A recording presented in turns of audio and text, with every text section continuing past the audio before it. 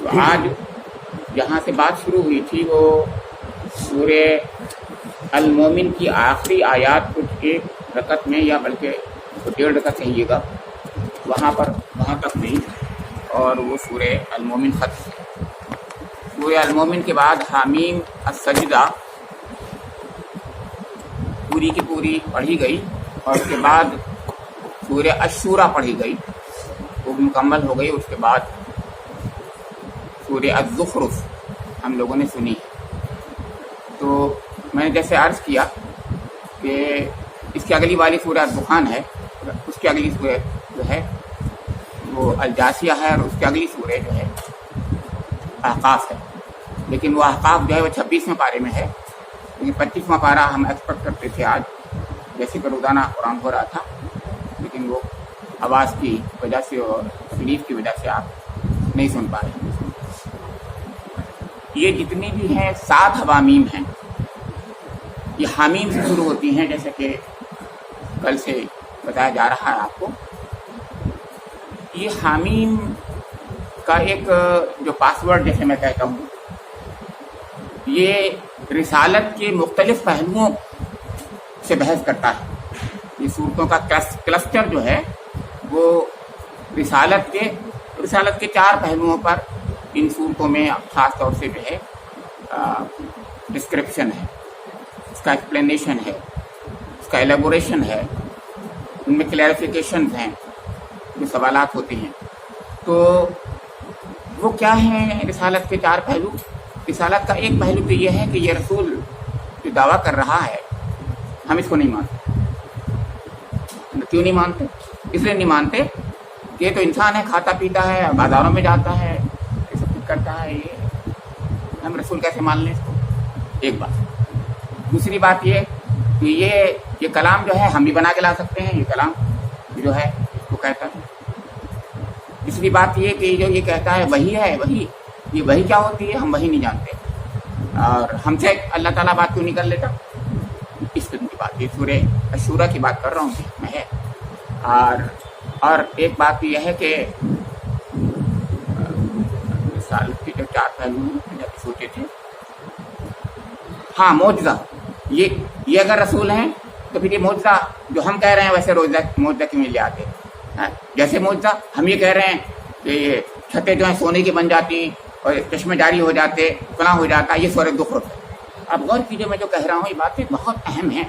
مطلب کہنے کا یہ ہے کہ حامیمات یا حوامیم جو ہیں وہ رسالت کے مختلف پہلوؤں کو ڈسکس کرتے ہیں، یہ کہنا چاہتے ہیں۔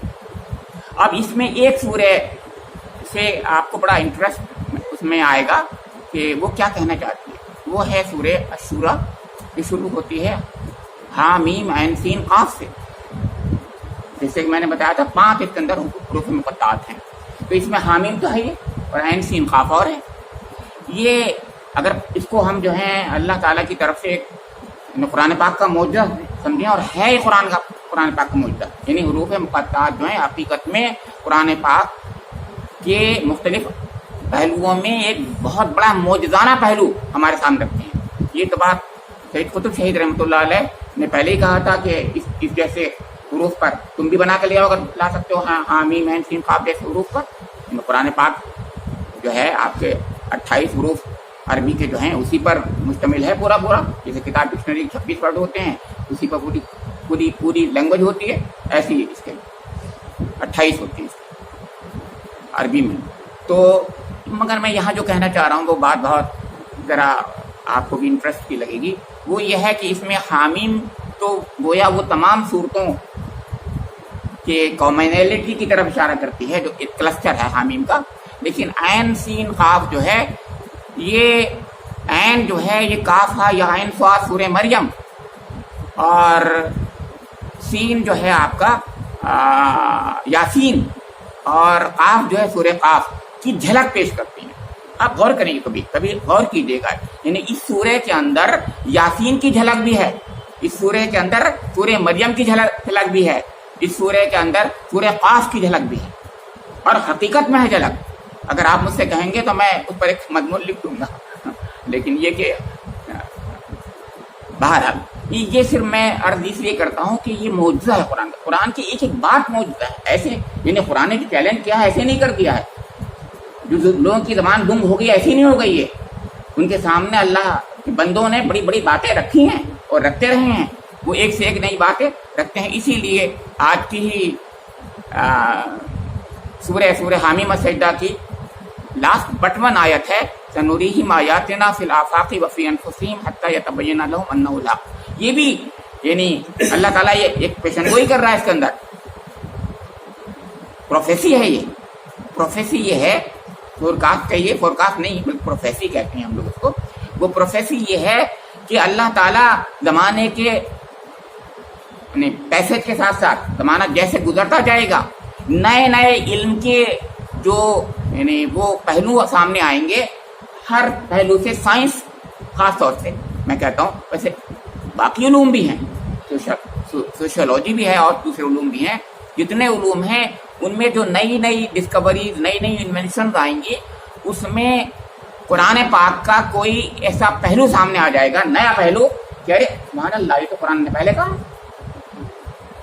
سنریہم آیاتنا فی الآفاق وفی انفسہم, یعنی آفاق میں اور انفس میں اللہ تعالیٰ اس قرآن پاک کے ذریعے سے نئے نئے سبجیکٹس کے ذریعے سے کوئی نیا پہلو سامنے لائے گا. اور قرآن یہ معلوم حتیٰ یتبین لہم انہ الحق, یہ ثابت ہو جائے گا کہ قرآن پاک برحق ہے, اللہ کا کلام ہے. تو یہ اس لیے میں نے اشارہ کیا, کبھی کبھی اس طرف اشارہ کرتا ہوں کہ آپ غور کریں. بہرحال تو آج میں یہاں سے شروع کرتا ہوں سورہ حامیم السجدہ سے. حامیم السجدہ جو ہے اس لیے حامیم اس کا نام ہے کہ حامیم تو اس کے اندر ہے, اور السجدہ اس لیے ہے کہ اس میں ایک سجدہ ہے. اس سے پہلے الف لام میم السجدہ ایک سورہ ہے, تو اس وہ الف لام میم سے شروع ہوئی تھی اور اس میں سجدہ تھا. تو ویسے لیکن اس کا ایک اور نام بھی ہے, یہ سورہ فصلت بھی ہے. جیسے اس سے پہلے المومن جو ہے وہ سورہ غافر بھی ہے. تو یہ سورہ فصلت لکھی جاتی ہے. عرب کی جو پرانی مصحف ہیں ان میں اس کو فصلت لکھتے ہیں, وہ حامیم السجدہ نہیں لکھتے عام طور سے, آپ دیکھیے.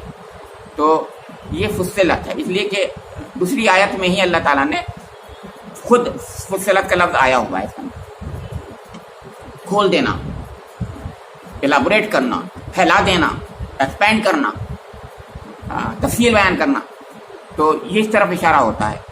اس کے اندر جو کچھ باتیں ہیں جیسے میں نے کہا, اب میں نے کہا رسالت کا ایک کوئی آسپیکٹ میں بہت زیادہ نمایاں ہوگا. سنیے, اس میں ایک آیت ہے وقال الذین کفروا لا تسمعوا لهذا القرآن والغوا فیہ لعلکم تغلبون. اب بتائیے قرآن پاک ان کے سامنے ان کو ماننا نہیں تھا, وہ تو اس لیے کیا کرتے تھے, وہ جو ہے یہاں پر شور مچا دیا کرتے تھے. تو کہہ رہے ہیں کہ اس کے درمیان میں جب یہ پڑھایا جایا کرے لا تسمعوا لهذا القرآن, مت سنو اس کو. یہ استماع ہے یہاں پر, یعنی غور سے سننا تو بڑی بات ہے, استماع مت کرو, بالکل مت سنو اس کو, توجہ مت دو اس پر. لا تسمعوا لهذا القرآن والغوا فیہ, شور مچا دیا کرو اس کے درمیان. نہیں یہ بہت چیزیں, مطلب کچھ بھی نہیں آتا ان سے, کچھ نہیں کر سکتے, تو انہوں نے یہ کیا. یعنی بجائے اس کے کوئی دلیل دیتے, کوئی ایسی بات کرتے جو وزنی ہوتی, کچھ نہیں, شور مچا دو. جہالت کی آخری حد سے کہتے ہیں ہم لوگ, ہے کہ نہیں. تو شاید تم اس طریقے سے غلبہ پا جاؤ, غلبہ پا سکتے ہیں مطلب. تو یہ جہالت اور یہ بے وقوفی احمقانہ. اور صاحب اللہ تعالیٰ نے اس درمیان میں اپنے حبیب کو جو باتیں کہی ہیں اور حبیب کے فالوورز کو جو باتیں کہی ہیں, تو پہلے حبیب کے فالوور کی بات سنیے. ان الذين قالوا ربنا الله ثم استقاموا تتنزل عليهم الملائكة الا تخافوا ولا تحزنوا وابشروا بالجنة التي كنتم توعدون نحن اولياؤكم في الحياة الدنيا وفي الآخرة ولكم فيها ما تشتهي انفسكم ولكم فيها ما تدعون نزلا من غفور رحیم. صحابہ کرام اور میں اور آپ جو بھی اس کلام پر ایمان لائے گا اس کے لیے اللہ رب کریم یہ کہتا ہے, پہلے تو کہتا ہے, ایک مطالبہ کرتا ہے.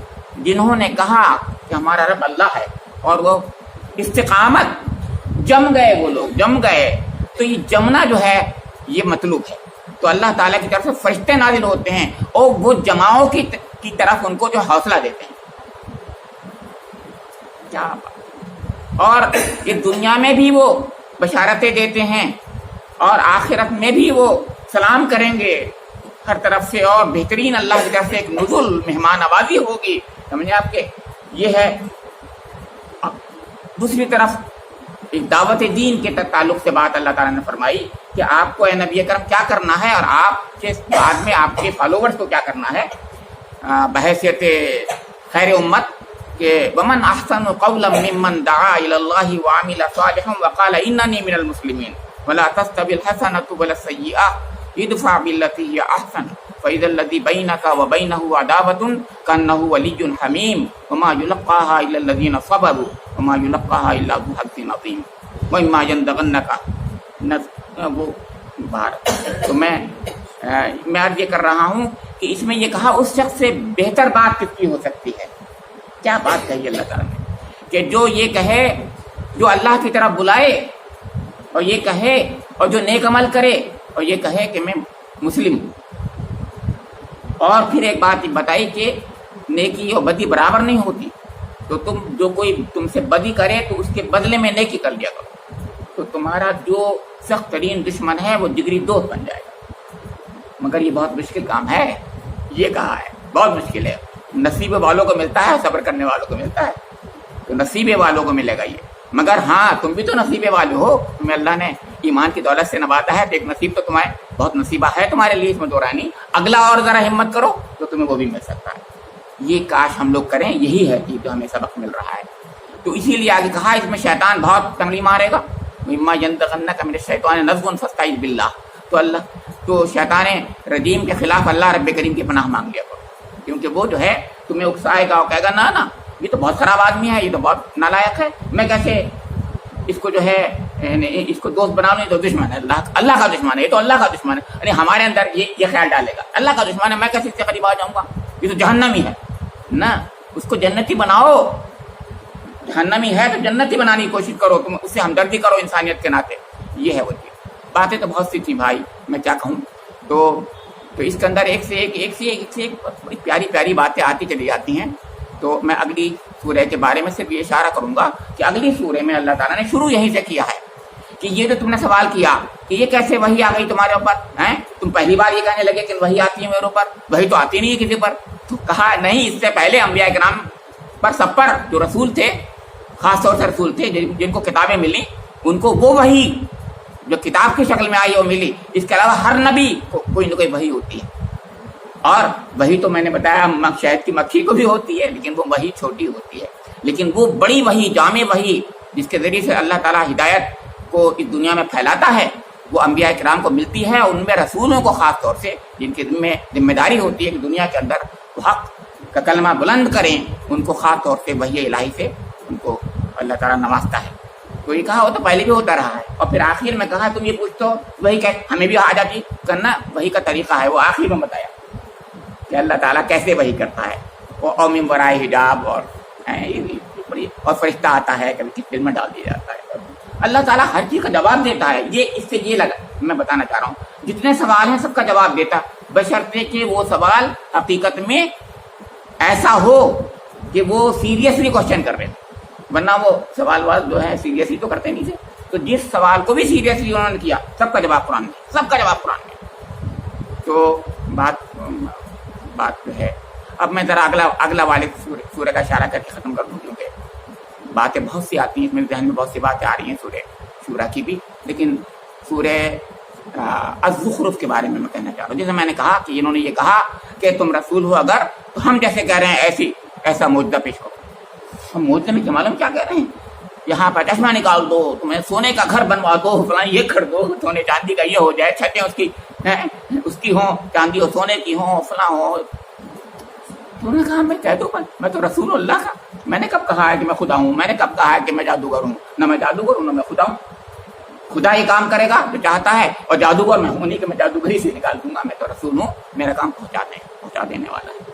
ہاں تو یہ سوال کرنے کے بعد میں، لیکن اس میں ایک بات جو بہت اہم ہے، وہ تو میں نے بتایا کہ صرف ایسا ہی نہیں ہوتا کہ صرف ایک ہی چیز پر قرآن پاک جو ہے فوکس کرتا ہے، فوکس تو کرتا ہے، لیکن اس کے ساتھ میں دوسرے عقیدے جو ہیں آپ کے توحید اور آخرت، اس پر بھی یعنی بالکل برمحل تبصرہ کرتا چلا جاتا ہے۔